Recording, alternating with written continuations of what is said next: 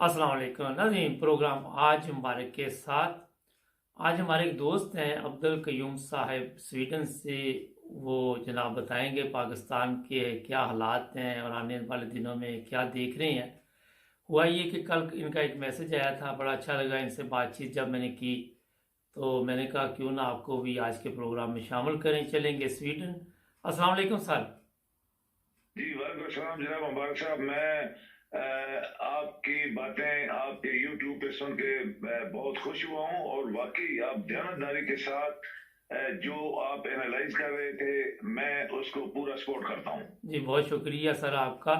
मैं ये पूछना चाहता हूँ, आज आप देख रहे हैं हम लोग यूरोप में रहते हैं, आप भी अरसा दराज से यहाँ रह रहे, ये क्या तमाशा बना हुआ पाकिस्तान में, कभी कौमी असम्बली का, कभी सूबाई असम्बली का, कभी कुछ। आप क्या देखते हैं, इसको किस नज़र से देखते हैं? जी मुबारक साहब, मैं देखें आपकी तरह सच बोलूंगा क्योंकि हम जो पाकिस्तानी बाहर रहते हैं वो हमारी नजर उन पाकिस्तानियों से डिफरेंट होती है जो पाकिस्तान के अंदर रहते हैं। जी उनको पता ही नहीं होता कि मुल्क में क्या हो रहा है। हम लोग दुनिया के चैनल देख रहे होते हैं और पढ़े लिखे लोग भी हैं, यहाँ पे सब दुनिया बैठी है, तो वो अपनी नजर से देखते हैं कि हमारे साथ शुरू से मुबारक साहब ज्यादती हुई है। जी पाकिस्तान के अंदर कभी भी दयानतदारी के साथ हुकूमत में आने वाले लोग जो थे वो दयानतदारी के साथ उनको इलेक्ट नहीं किया गया। वो दयानतदार लोग नहीं थे, वो वफादार पाकिस्तान के लोग नहीं थे। वो खानदानी अपनी एक खानदानी एक लेके वो पाकिस्तान के ऊपर चढ़ते रहे, पैसे के जोर से चढ़ते रहे। अब देखिए कि उस पूरी असेंबली में जी आप अगर स्टार्ट आउट करेंगे तो आपको कोई मुतवस्सित तबके का आदमी, को गरीब आदमी जैसे यूरोप में होता है या बाकी जमहूरियत पसंद ममालिक में होता है, आपको नजर नहीं आएगा। हम्म, पाकिस्तान की जमहूरियत और तमाम डेवलप्ड कंट्रीज की जमहूरियत में 1000 साल का फर्क है जनाब मुबारक साहब। जी क्योंकि यहाँ पे अगर किसी के खिलाफ एक इल्जाम छोटा सा भी लग जाए तो वो उसी वक्त रिजाइन करता है। उसके अंदर गैरत जाग जाती है कि मैंने गलत काम किया, वो छोड़ देता है। जी मैं स्वीडन में आपको छोटी सी मिसाल देता हूँ। जी यहाँ की वाइस वजीर आजम एक औरत थी और उसने वजीर आजम बनना था और उसको गवर्नमेंट ने एक आप कहें कि ऑफिशियल क्रेडिट कार्ड दिया था। जब किसी दौरे पे जाती है अपना कार्ड उसका चलता नहीं है, ये वो भूल गई है, ये पैसे इस्तेमाल करने हैं, वो गवर्नमेंट का कार्ड इस्तेमाल करे। जब वो करे उसको एक सहूलत के तौर पर दिया गया था। उसने किसी मुल्क में कुछ हजारों रुपए, जी लाखों करोड़ों या अरबों नहीं, हजारों रुपए उसने कुछ, पाकिस्तान के हजारों रुपए, तो उसने कुछ किसी जगह कोई चीज खरीदी, वो भूल गई या इंटेंशनली उसने वापस गवर्नमेंट को नहीं किया। जब वो ऑडिट हुआ वो पकड़ी गई और उसको कहा गया कि तुम रिजाइन करो क्योंकि हम्म, तुम बददियानत औरत हो। ये होता है जमहूरियत जनाब मुबारक जी। साहब। अच्छा सर ये बताइए, मैं एक सवाल यहाँ पूछता हूँ कि 70 साल से ज़्यादा अरसा हो गया हमारे मुल्क को आज़ाद हुए, मगर मैं जो जी समझता हूँ कि कौम आज भी गुलाम है। आज़ादी की ज़िंदगी नसीब ही नहीं हुई इन लोगों को ना, पहले अंग्रेज़ों के गुलाम थे। अब जिस तरह ये बड़े बड़े, जिस आपने बताया कि कभी उसका बेटा आ जाता आगे, कभी उसकी बेटी आ जाती है किसी सियासतदान की, तो उन्होंने इस कौम को होश ही नहीं आने दी। तो इसमें क्या वजह, कहाँ आप कमजोरी देखते हैं? मैं मुबारक साहब आपको एक ऐसी बात बताने वाला हूं कि आम लोगों के जहन में नहीं है। जी देखें, दुनिया जिस भी तरक्की याफ्ता ममालिक को आज देखें दुनिया के पस मंजर में, आप देखें उन्होंने अपनी जबान को ऑफिशियली और जैसे हम बोलते हैं और ऑफिस की जबान रखा। जी जिसमें बड़े बड़े ममालिक में आपको बताऊं कि आप चलो शुरू करते हैं, चाइनीज देखें, 140 करोड़ लोग, क्या वो दुनिया की सुपर ताकत नहीं बन गए? क्या वो अंग्रेजी बोलते हैं? क्या हम्म वो किसी और मुल्क की जबान बोलते हैं? आप जापानी देखें, चाइनीज देखें, रशियंस देखें और यूरोप के 28 कंट्रीज, आप यूरोप में रहते हैं, मैं यूरोप में रहता हूं, 28 कंट्रीज की अपनी जबान है। वो पार्लियामेंट में अपनी जबान बोलते हैं, जी वो अंग्रेजी नहीं बोलते। बिल्कुल अंग्रेजी सिर्फ अंग्रेजी मुल्क बोलता है जो आपका यूनाइटेड किंगडम है। बाकी सब लोग स्वीडिश, स्पेनिश, इटालियन, फ्रेंच वहां पार्लियामेंट में बोलते हैं, उनकी ट्रांसलेशन होती है। हम पाकिस्तानियों को किसने ये गलत रास्ता दिखाया कि हम अंग्रेजों की जुबान बोलना शुरू हो गए और अपने मुल्क की जो जुबान उर्दू थी, पंजाबी, सिंधी जो भी थी, वो हमने उसको इग्नोर किया, उसको निकाल दिया अपने मुल्क के लोगों को परवान चढ़ने के लिए। आपको पता है कि जो शख्स अपनी जुबान जानता है, अनपढ़ से अनपढ़ बंदा आपको कम्युनिकेट कर सकता है अपनी जबान में। वो लिख नहीं सकता लेकिन बोल सकता है, आपको समझा सकता है, वो समझ सकता है जो आप बोल रहे हैं, मैं बोल रहा हूँ, आप बोल रहे हैं, वो समझ जाए क्या कौन क्या बता रहा है। ये हमारे साथ ज्यादती हुई, ये किसी को आज तक पता नहीं चला कि पाकिस्तान के साथ सबसे बड़ी ज्यादती जो हुई, हमारी जबान को हमसे हटा दिया गया, खींच लिया गया, दूसरे मुल्क की जबान हमारे ऊपर ठोंसी गई और वो आज तक डिक्शनरियां दफ्तरों में पड़ी हुई हैं। एक फिक्रा लेते हैं, 20 दफा उसको अमेंड करते हैं, फिर उसको अमेंड करते हैं, टाइपिस्ट लगे हुए हैं, क्लर्क लगे हुए हैं, हाथों से उसको ठीक कर रहे हैं। तो उसका क्या मतलब हुआ? आपकी कौम बहुत पीछे चलेगी, आपके लोगों का उनका हक मरवा दिया गया। वो लोग आज तक उन लोगों को चीदा चीदा बंदूक को जो बड़ी सीटों पे चले गए और बाकी सब आपके नीचे गुलाम बन गए। ये गुलामी का राज, ये गुलामी जो हमें दी गई वो इस वजह से दी गई। आज भी मैं कहता हूं, हम बेशक वो कहते हैं सुबह का भूला हुआ और शाम को आ जाए तो कहते हैं कोई बात नहीं। आज भी कौम, अगर आपके प्रोग्राम के थ्रू मैं दूसरे पाकिस्तानियों को बताना चाहता हूं कि आज भी मौका है, अपनी जबान को लेके आओ ताकि वो, आप देखेंगे कि पुलिस वाला वो उर्दू में एक रिपोर्ट बनाता है और उसको जजेस जो है, आपके जजेस जो है वो उसको अंग्रेजी में वहां पे फैसले देते हैं। तो गरीब आदमी जो गांव के रहने वाला है, उसकी जमीन किसी ने लूट चोरी कर ली है, तो वो उसको क्या पता कि ये जज वकील जो अंग्रेजी में लिख रहे हैं ये हमारी जबान नहीं है, ये हमारी जबान, उसको क्या पता मेरे साथ क्या हो रहा है।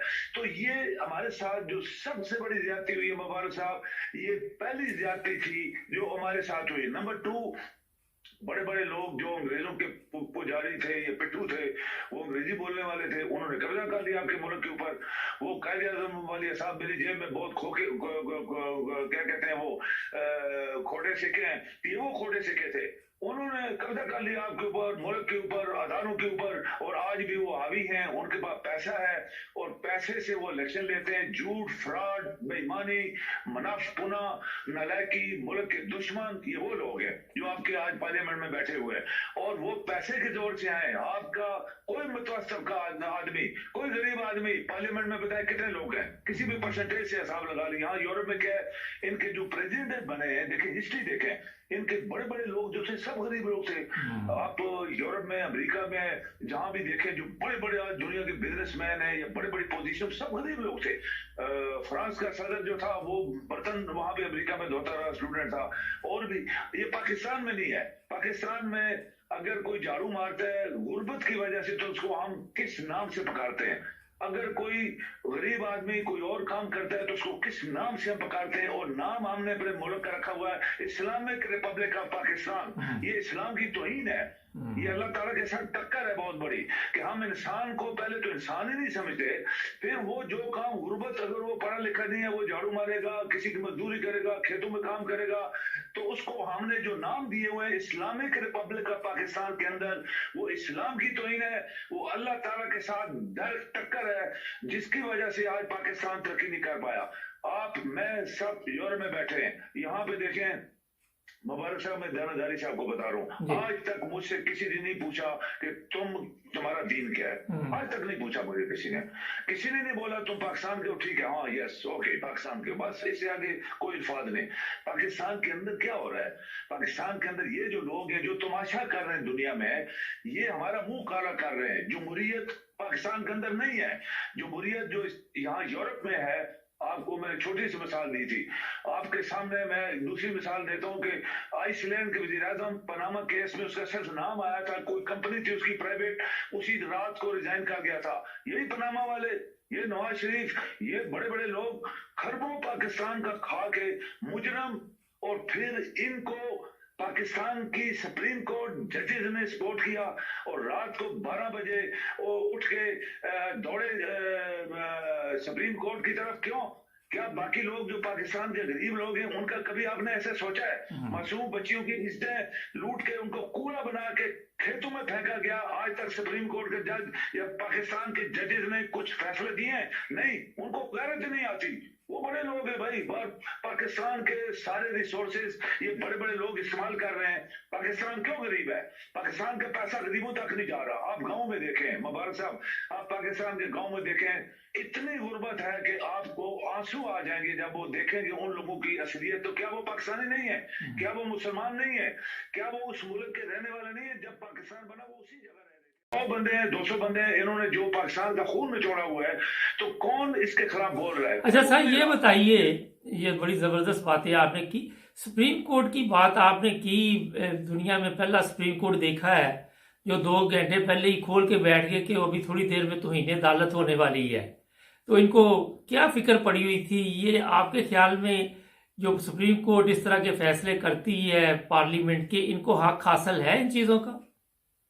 मैं देखिए बताऊं, पहली बात यह है कि यहाँ हम चूंकि यूरोप में रहते हैं, आप भी बड़े तरक्की याफ्ता मुल्क में हैं, और हमने दुनिया देखी भी है। ये बात नहीं है कि मैं स्वीडन में रहता हूँ मुझे दुनिया का पता, मैं दुनिया बहुत देखी है मैंने। अल्लाह ताला के एहसान है कि हम लोगों को अल्लाह ने हमारी आंखें खोली, हमें दिखाया। लेकिन पाकिस्तान में क्या है, ये जजेस, यहाँ यूरोप के अंदर जजेस को कार भी नहीं मिलती। आप पाकिस्तान में देखें, इनको आपने क्या कुछ पर लगाए हुए हैं, इतने इतने बड़े पर लगाए हैं कि ये इंसान को इंसान नहीं समझते। ये वहां पे जाते हैं तो मलका एलिजाबेथ के प्रोटोकॉल से ज्यादा एक सुप्रीम कोर्ट का जो जज होता है उसको मिला हुआ है। तो वो पाकिस्तान के गरीब लोग जो भूखे नंगे हैं, वो तो पैसा तो ये खा रहे हैं, सारा पैसा जिनके प्रोटोकॉल पे लग रहा है। तो गरीबों को कौन क्या मिल रहा है? क्या उनको तालीम मिल रही है? क्या उनको खाना मिल रहा है? क्या उनको जमीन? पूरा पाकिस्तान देखे मुबारक से, बड़ी बड़ी अच्छी बात है, मैं आपको बताऊंगा। पूरा पाकिस्तान की जमीन देखे कितनी है, सारी जमीन खाली पड़ी हुई है। तो आप गरीबों को क्यों नहीं देते भाई? किसके बाप का मुल्क था? कायदे आजम क्या तुम्हारे बाप को दे दिया था इन लोगों को? ये जो 4, 20, 100, 300 बंदे हैं, 200, 300 कितने बंदे हैं पार्लियामेंट में, इनके बाप का मुल्क है? नहीं, ये पाकिस्तान के लोगों का मुल्क है। ये जमीन उनको बांटो।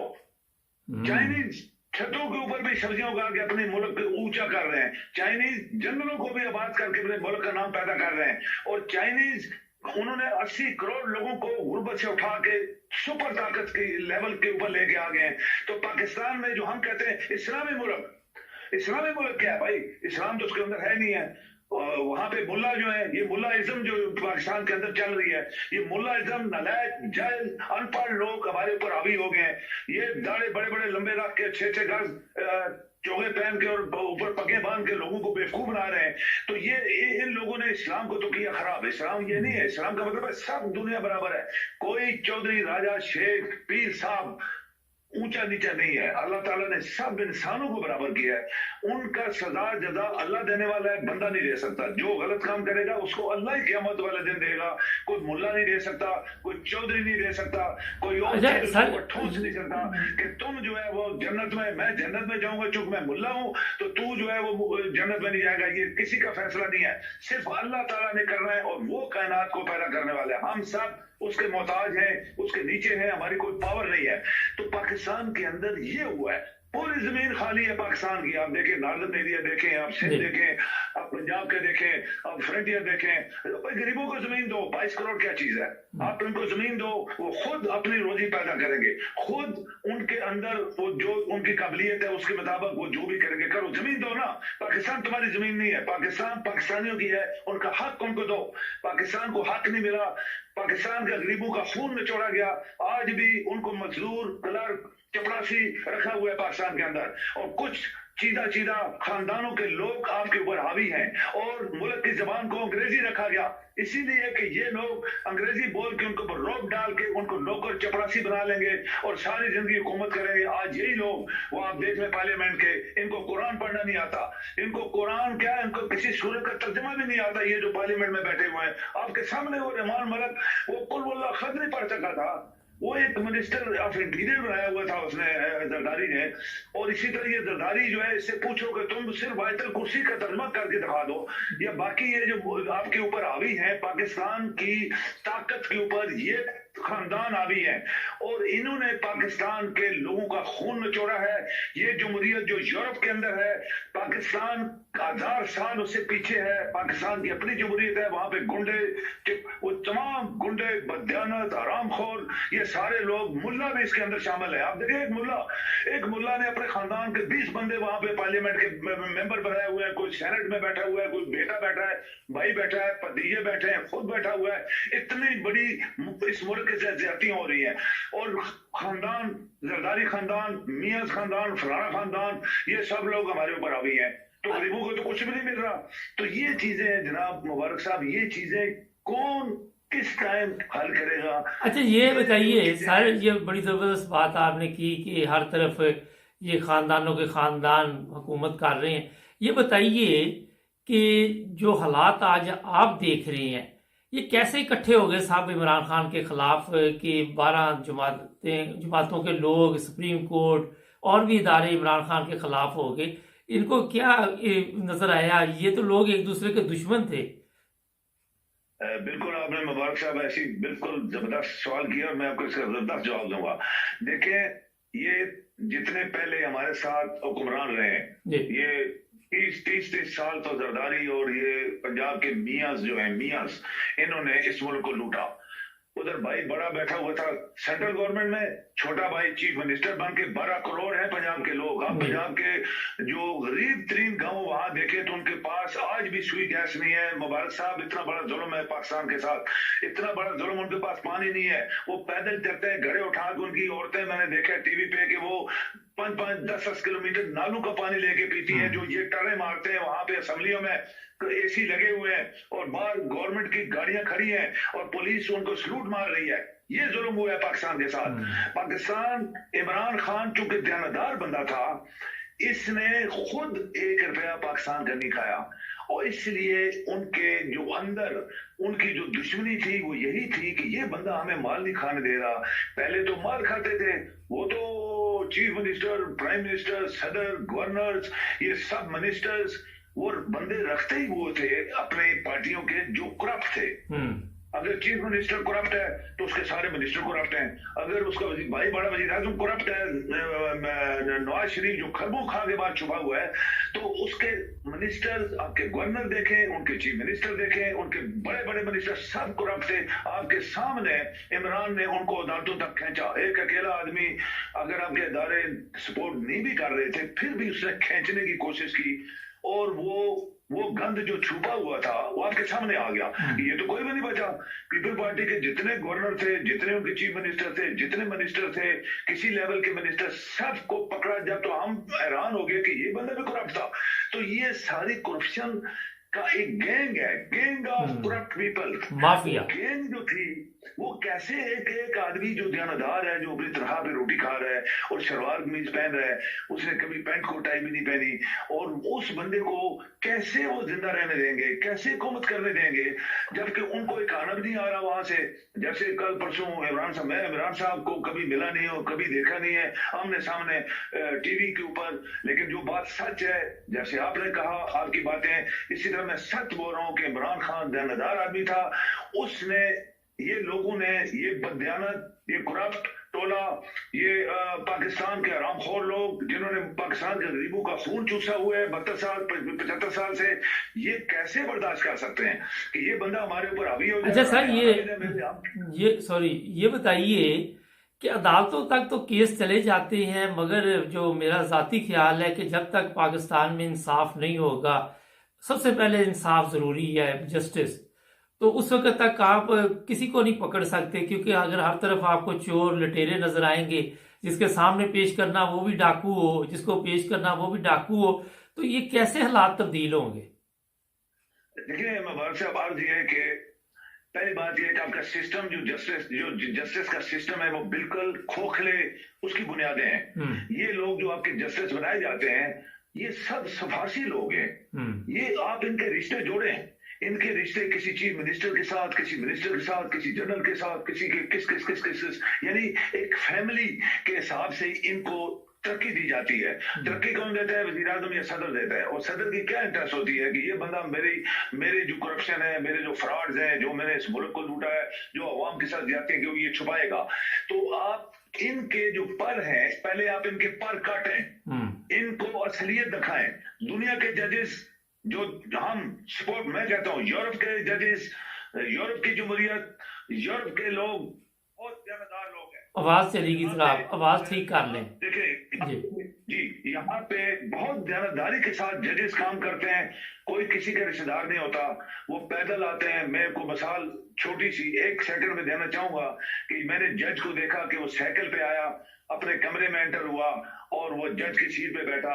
उसने आम कपड़े पहने हुए थे, उसके साथ कोई पुलिस नहीं थी, उसके साथ कोई बॉडीगार्ड नहीं था, वो किसी गवर्नमेंट की गाड़ी पे नहीं आया। तो जब आप ये यूरोप का स्टैंडर्ड देखते हैं कि यहाँ पे जस्टिस का क्या सिलसिला है, तो फिर आप बोलेंगे कि ये सिलसिला क्या पाकिस्तान में आ सकता है, जहाँ के एक चीफ जज, उसको मैं बोलूंगा चीफ जस्टिस नहीं, चीफ जज, जस्टिस तो आज तक हमारे पाकिस्तान में लोगों को मिला नहीं है। चीफ जज की गाड़ियां 20 पुलिस की और हॉर्न सायरन बज रहे हैं, लाइटें जल रही हैं। ये क्या है? ये हमारा मुंह काला कर रहे हैं। इन लोगों को इनके पर काटे जाए, इनको वो असलियत दिखाई जाए जो जज की होनी चाहिए। और जज का काम है इंसाफ देना। 40 गाड़ियां पुलिस की और आगे पीछे गार्ड मुझे मिली हुई है। वहां फैसला गरीबों का, मुबारक साहब आप मुझसे ज्यादा इल्म वाले हैं, आप मुझसे ज्यादा आपको आपके पास इल्म होगा, लेकिन पाकिस्तान में गरीबों को आज तक जस्टिस नहीं मिला। गरीबों के केस आज भी वहां दांतों में 10-10, 20-20 साल, 50 साल पे पड़े हुए वो लोग मर जाते हैं जब, तो उनके बेटे शुरू हो जाते हैं जमीनें बेच के। वहां पे वकील उनसे, आरामखोर वकील पाकिस्तान से उनसे पैसा ले लेके उनकी जड़ काट देते हैं, और ये जजेस उनसे मिले होते हैं। आज भी ये जो जजेस हैं, इन्होंने खरबों रुपए खाने वालों को क्यों जमानत पे छोड़ा? आप देखिए मुबारक साहब, यहाँ पे कोई रात को ये केस लगता है, सुबह इनका कहानी शुरू हो जाती है। गरीबों की 10-10, 15-15 साल के केस पड़े हुए हैं, उनको उनके ऊपर मिट्टी पड़ गई है, वो गल गए उनके केस, ये नहीं उठाते। क्यों? गरीब लोग हैं, उनके पास तो करोड़ों रुपए नहीं है जो ये रात को जाके जजों के घरों में बेचते हैं। करोड़ों के जाते हैं ब्रीफकेस, सुबह आके रात के 12 बजे जज क्यों जागे? ये हमारा मुंह काला किया है चीफ जस्टिस ने और उसके जजों ने। इनको रिजाइन करना चाहिए। अच्छा सर, ये तो बड़ी जबरदस्त बात की आपने कि मुंह काला किया, मगर इन लोगों को, किसी को, जो भी लोग ये जिम्मेदार, इनको कभी शर्म भी आई है? कोई हया भी है इनके अंदर किसी किस्म की? हया किस चीज की है? जब जो आराम का रोटी खाने वाला आदमी होता है उसके अंदर अल्लाह की तरफ से हया और शर्म चली जाती है, क्योंकि आराम की रोटी है। इनके घरों को आपने जो 20-20 गाड़ियां बाहर दी हुई और बुलेट प्रूफ, एक चीफ जस्टिस को और पीछे गाड़ियां, पुलिस लूट, ये वो, इस तरह जा रहा था रात को 12 बजे। जैसे मलका एलिजाबेथ की 2 गाड़ियां होती हैं, जो दुनिया की सबसे बड़ी मलका है, वो मलका एलिजाबेथ है, और उसका प्रोटोकॉल देखो, एक गाड़ी आगे पुलिस की, एक पीछे और दरम्यान में मलका की। जो अपने मुल्क के लोग वफादार होते हैं, जो भूखे नंगे नहीं होते, ये वो भूखे नंगे लोग हैं। ये टरे मार के, शो मार के, दबदबा डाल के वहां पे दफ्तर में बैठते हैं। इनकी हालत यह है कि पाकिस्तान के अंदर, मैं आपको ज़िम्मेदारी से कहता हूं, पाकिस्तान के अंदर इंसाफ उस वक्त तक नहीं आएगा जब तक इन जजेस को मेरिट के ऊपर आप इलेक्ट या सेलेक्ट नहीं करेंगे। और ये लोग गरीब लोगों में से आए, मुतवस्सित तबके में से आए, ये बड़े बड़े लोगों की औलाद है। इसका बाप जस्टिस, उसका बाप जस्टिस, उसका दादा जस्टिस, उसका परदादा जस्टिस। तो ये हम गरीबों को किधर देखते हैं? हम गरीबों को, हमारी तो इज्जत नहीं है इनके सामने। हम लोगों को तो ये कूड़ा क्रिकेट समझते हैं वहां पे अदालतों के अंदर। और ये बड़े बड़े लोग जो है आपके, जो जैसे रात को केस है 12 बजे तक जनाब आगे गाड़ियां लेके सब, क्या भाई, क्या तुम्हारा क्या काम है चीफ जस्टिस का? एक वजीर आजम पार्लियामेंट तोड़ता है, उसका इख्तियार है, सदर उसको साइन करता है, प्रेसिडेंट ऑफ पाकिस्तान उसको साइन करता है। तुम चीफ जस्टिस बीच में किधर टपक पड़ा है? और रात के 12 बजे लेके पूरी दुनिया में तमाशा बनाया तुमने, और वो रिवर्स किया तुमने 3 अप्रैल को क्यों किया? ये क्या इमरान खान पूरे मुल्क को खाने वाला था? क्या इमरान खान मुल्क को बेचने वाला था? उसने इलेक्शन करवाने थे ताकि जानदारी से लोग दोबारा इलेक्ट कर गए और सही कोई पार्टी आए जो। अच्छा सर, ये इलेक्शन की बात आप कर रहे हैं, इलेक्शन तो ये सारे कहते थे कि करवाएं करवाएं करवाएं। जब उसने कहा मैं करवाता हूं, तो फिर ये क्यों कहते जी नहीं, अभी 1-1.5 साल हम अपने मुकदमात ख़त्म करेंगे, हम जो भी NRO है, जो भी इन पे इल्ज़ाम है उनको किसी न किसी तरह साफ करेंगे। एक सवाल ये है मेरा। दूसरा ये है कि आपके ख्याल में अवाम को इनके साथ कोई ना कोई 2 हाथ करने पड़ेंगे, फिर ये मुल्क ठीक होगा? बिल्कुल ऐसी है। देखिए दुनिया में इनकलाब क्यों आते हैं, मैं दूसरे सवाल का पहला जवाब देता हूँ। दुनिया में इनकलाब क्यों आते हैं मुबारक साहब? जी। इनकलाब इसलिए आते हैं कि उनके साथ जुल्म हुए होते हैं। ये 20 बंदे पार्लियामेंट के, आपके कितने बंदे हैं? 300 कुछ हैं जो 172 की सीटें लेके चढ़ते हैं और रिश्वत करोड़ों में सौदे हुए हैं सड़कों के ऊपर। क्या आपके justice, high court, supreme court, सारे सूबों के जस्टिस क्या रात को सोए हुए थे जब ये लोग पैसा दे के पार्लियामेंट में अंदर आके लोगों का खून करने के लिए तैयार हो रहे थे? तो चीफ जस्टिस किधर था? चीफ जस्टिस को सदन ने केस भेजा जो आज महीना हो गया, उसके ऊपर तो चीफ जस्टिस ने आंख भी नहीं उठाई। चीफ जस्टिस की क्या इंटरेस्ट थी? ये चीफ जज इसको बोलना चाहिए, चीफ जस्टिस नहीं है ये। चीफ जज को क्या इंटरेस्ट थी?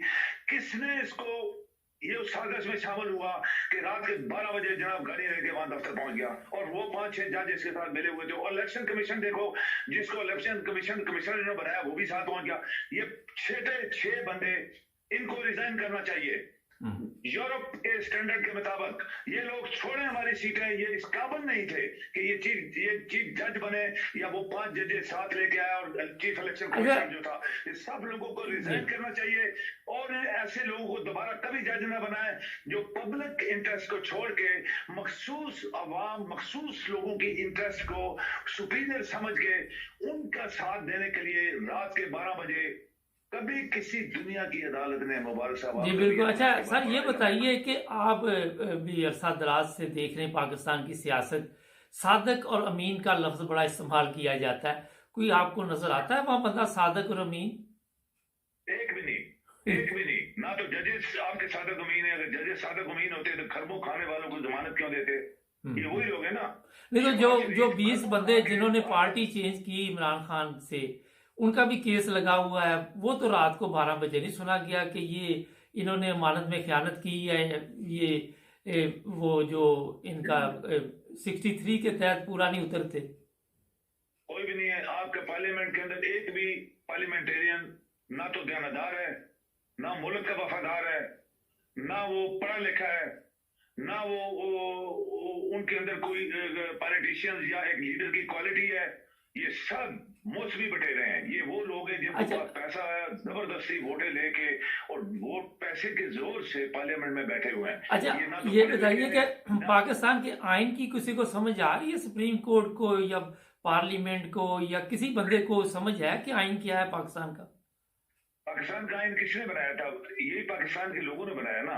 आप अल्लाह के आइन को तो मानते नहीं है कि अल्लाह ताला कहता है कि इंसान को सच बोलना चाहिए, दयानतदार रहना चाहिए, अपने मुल्क का वफादार होना चाहिए और अवाम के लिए उनके अंदर हमदर्दी होनी चाहिए, लोगों की मदद करना, लोगों के सब। ये तो अल्लाह का कानून है ना, उसको तो मानता कोई नहीं है।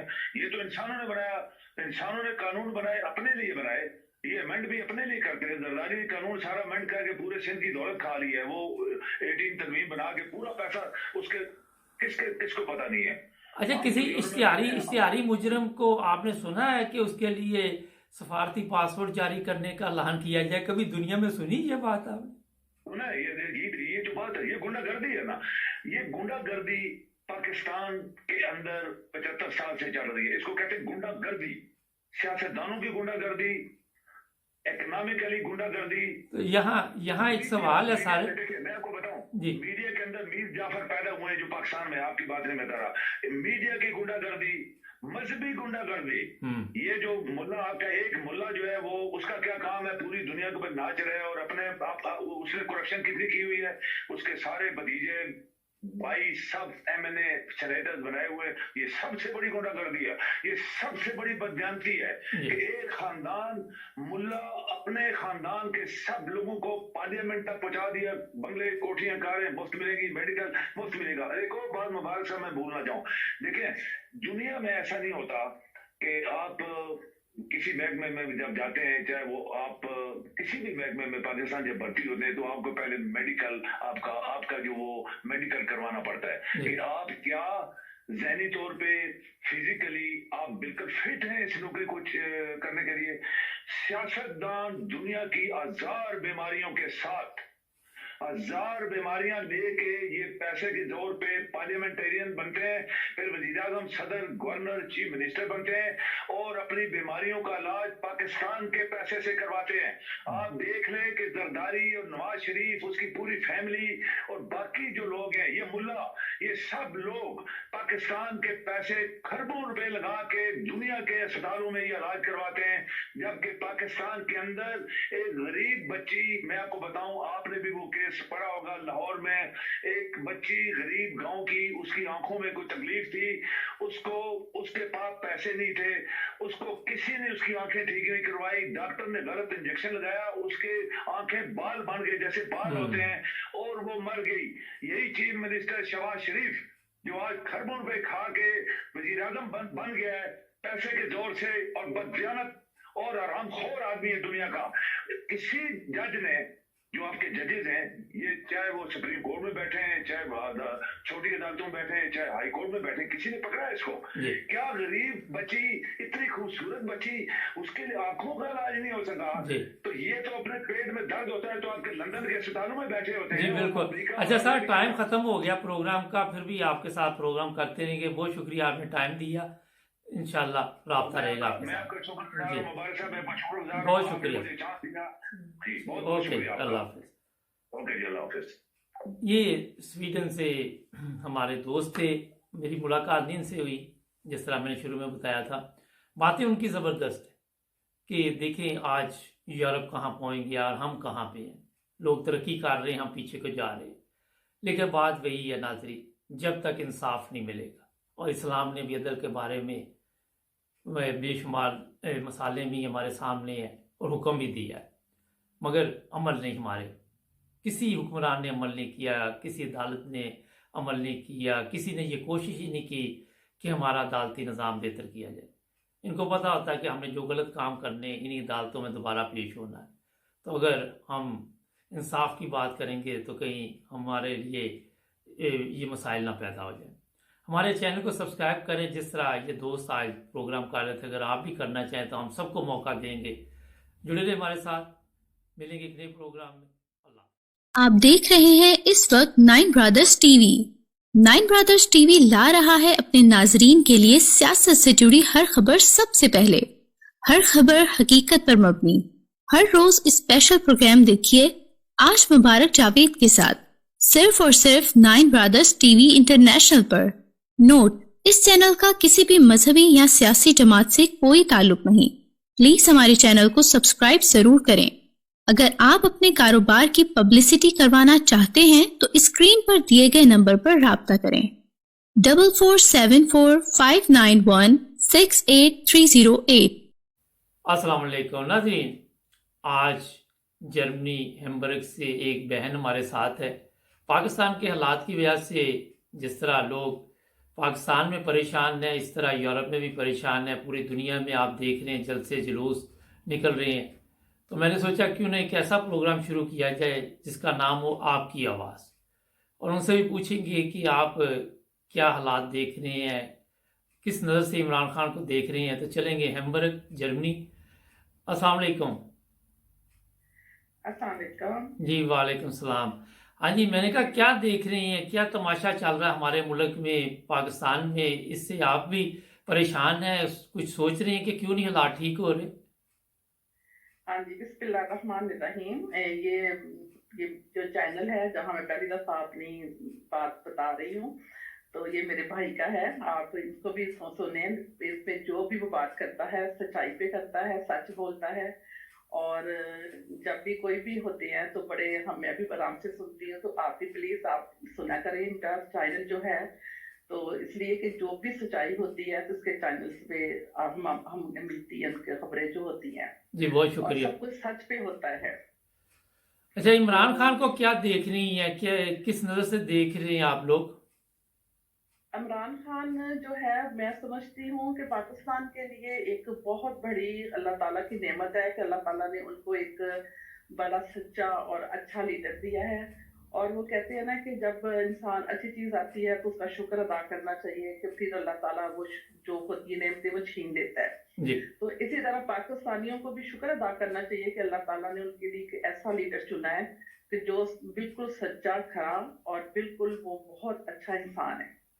तो सबको उसकी जिंदगी के बारे में पहले देखना चाहिए कि वो उसकी बैकग्राउंड क्या है, और सामने सारा कुछ उनके सामने है। तो उसकी पहली जो तकरीर थी, मैं तो उसी पे इतनी मुतासर हुई थी कि वो अभी पाकिस्तान में आने वाले बच्चे के लिए वो इतना अच्छा सोच रहा था कि एक माँ को प्रेगनेंसी के दौरान किस किन खुराक की जरूरत होती है, कि आने वाले बच्चे का दिमाग जो है वो कैसे बनता है। जो लीडर आने वाले बच्चों के लिए सोचता है तो वो क्या अपने मुल्क के लिए बारे में नहीं सोच सकेगा। उसको हर एक चीज की फिक्र है। तो जो भी लीडर आया है, कभी हमने उसकी तकरीर में इतनी सच्चाई और इतना हम लोगों ने फिक्र नहीं देखा कौम के बारे में जितना हमने इमरान के बारे में इमरान से सुना है। और जब भी वो बात करता है तो दिल करता है कि उसकी तकरीर सुनी जाए और उसके जो अल्फाज होते हैं वो दिल की गहराइयों में पहुंचते हैं। लेकिन दूसरे जो लीडर हैं, हमें कभी उनकी बातों में सच्चाई नजर नहीं आई। और मैं बड़ी खुश हो रही हूँ टीवी पे देख के, मीडिया पे देख के, कि जो पाकिस्तानी कौम है वो पहले जैसी नहीं रही। आप उनको बहुत समझदार बाशऊर हो चुकी है कि वो सच्चाई की तरफ जा रही है, हक की तरफ जा रही है। तो हम लोग को बाहर बैठे बहुत खुशी हो रही है कि पाकिस्तान का साथ अवाम जो है वो अरनान का साथ दे रही है। अच्छा, ये बताइए, यहाँ मैं एक सवाल पूछूंगा। आप लोग यूरोप में बैठे हुए हैं, बहुत कम पाकिस्तान जाते आते हैं, मुझे पता है इस चीज़ का, मगर फिर भी आप पाकिस्तान के बारे में इतने परेशान हैं, इतना सोचते हैं, इसकी क्या वजह है? इसकी वजह ये है कि हमारे वालिदैन वहाँ के थे, हम भी वहाँ से पैदा हुए हैं, हमने भी अपनी आधी जिंदगी जो है पाकिस्तान में गुजारी है। और अपने बच्चों को भी हम अपनी पाकिस्तान के बारे में बताते हैं। और हम चाहते हैं कि जब हम अपने बच्चों को वहाँ पाकिस्तान में लेके जाएं तो जिस मुल्क में हम रह रहे हैं, जैसे सहूलतें, जैसे सच्चाई, ईमानदारी और जहाँ पे डिसिप्लिन के साथ जिंदगी गुजार रहे हैं लोग, तो हम भी चाहते हैं कि पाकिस्तान को भी हम इसी तरह देखना चाहते हैं। लेकिन जब भी कोई लीडर आता है वो अपने बारे में सोचता है, पाकिस्तान की अवाम के बारे में नहीं सोचता। तो हमें बड़ी तकलीफ होती है कि जब वहां जाते हैं तो वो हालात तो देखते हैं पाकिस्तान के कि बिजली जा रही है, पानी नहीं है, या लोग अभी भी भीख मांग रहे हैं इतनी ज्यादा। तो हमें बहुत तकलीफ होती है। तो इसलिए हम अपने बच्चों को वहां लेके जाएंगे तो क्या दिखाएंगे। तो वो कहते हैं कि आप हमें ये दिखाना चाहती हैं कि ये देखिए पाकिस्तान कैसा है। तो हम भी चाहते हैं कि अच्छा लीडर आए पाकिस्तान को, बिल्कुल चलो यूरोप जैसा नहीं तो तकरीबन पास पास तो लेके आए, तो अपने कदमों पे खड़ा हो पाकिस्तान। जब भी जाए खुशी हो हमें देख के कि हमारा पाकिस्तान जो है वो तरक्की कर रहा है। अच्छा, आप एक बात है कि आप भी न्यूज़ सुनती हैं, पाकिस्तान की सियासत से भी दिलचस्पी है। ये क्या वजह हुई कि ये सारे लोग इकट्ठे हो गए? आप क्या सोचती इस बारे में? ये आज नजर तो आ रहा है कि सारा कुछ कि अपनी जो इन्होंने जो जितना भी ये अदालतों में इनके केस चल रहे हैं और अपना जो दौलत छुपाने के लिए, अपनी दौलत को संभालने के लिए सारे चोर इकट्ठे हुए हैं कि हम इकट्ठे हो जाएंगे तो एक दूसरे का जो ऐब है वो छुपा सकेंगे। तो अगर इमरान खान रहता तो वो लाजमी इनसे जो जितना भी छीना हुआ पाकिस्तान का जितना भी माल है वापस लेता और इनको जेलों में भेजता और इनको सजाएं देता। तो ये चाहते थे कि ये ऐसा ईमानदार लीडर जो है वो इनको रास नहीं आ रहा था, तो इसलिए फिर इनको सब कुछ करना पड़ा। अच्छा, अरशद राज से आप जिस तरह मैंने पहले बताया जर्मनी में है, तो जो दूसरे ममालिक हैं वो तरक्की कर रहे हैं, सिंगापुर है, चाइना है, और भी ममालिक है। तो जब आप लोग पाकिस्तान जाते हैं तो वहाँ कोई चीज़ नज़र आती है कि पाकिस्तान में भी कोई तरक्की की, वहाँ पे कुछ ऐसे हालात नज़र आते हैं कि बंदा वहाँ शिफ्ट हो जाए या बाकी की ज़िंदगी वहाँ गुजारे?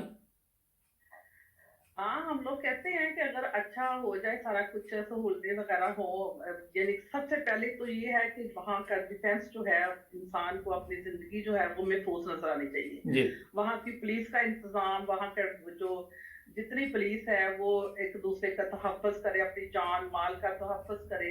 तो सबसे बड़ी बात तो वो है कि जो पुलिस के ऊपर सारा ये चलता सिस्टम सारा, अगर वो ईमानदार होएगी तो इंसान को जब पता चले कि हमारी जान माल जो है वो महफूज है तो वो क्यों नहीं जाना चाहेगा, वो तो जाना चाहेगा।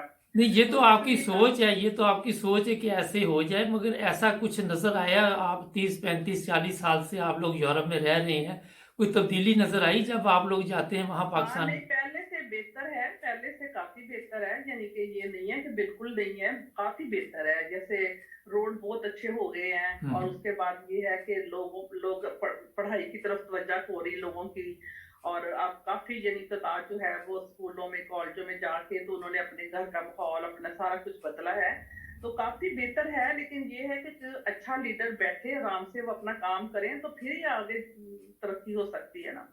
जब हर वक्त तो वो एक बैठा है, उसको हर वक्त उसकी टांग घसीट रहे हैं, उसको बैठने नहीं दे रहे, आराम से काम ही नहीं करने दे रहे, तो फिर वो क्या कहते हैं, कहाँ फिर वो तरक्की कर नहीं, सकता ये है। तो शरीफ बरादरान तो जरदारी 30 साल से बैठे हुए थे, तो तरक्की तो फिर भी कोई नजर नहीं आई। ये कहते जी इमरान खान ने 4 साल में बेड़ा गर्क कर दिया, जो 30 साल में हमने तरक्की की थी। आप क्या इस बारे में कहना चाहेंगे? महंगाई जो है वो तो पूरी दुनिया में ही है। हम लोग इधर बैठे हुए हैं जर्मनी के अंदर, यहाँ पे जितनी महंगाई है शायद उतनी पाकिस्तान में भी नहीं है।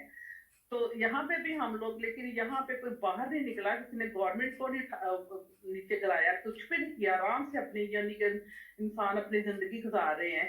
तो ये लोग जो हैं वो एक दूसरे के ऊपर अपना जो ऐब है ना, सिर्फ कुर्सी के लिए बचाने के लिए, कुर्सी देने के लिए एक दूसरे पे ऐब लगाते रहते हैं हर वक्त।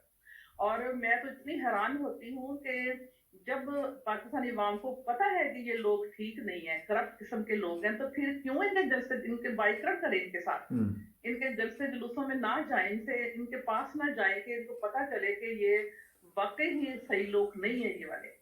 कोई मैसेज देना जो चाहें आप?